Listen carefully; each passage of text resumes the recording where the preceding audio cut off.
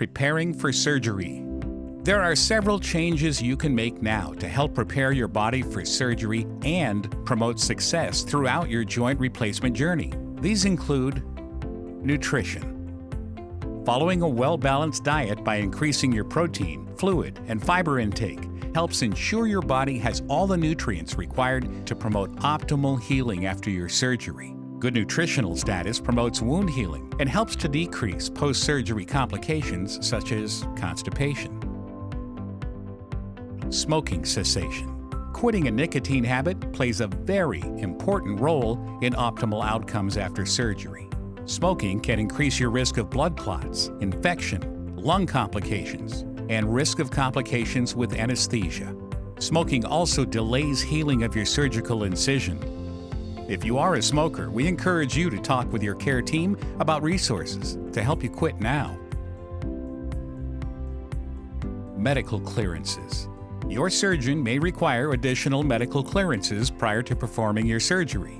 This may include clearances from certain specialists you see for any heart, lung, or diabetic health conditions you may have. If you are a diabetic, be certain that your blood sugar levels are well controlled leading up to surgery to decrease your risk of post-operative complications, such as delayed wound healing and infection. Maintaining a healthy diabetic diet as well as taking your medications as prescribed can help with your diabetes management. Exercise program. Beginning an exercise program prior to your surgery will help to prepare your body for better and easier physical progress after your surgery.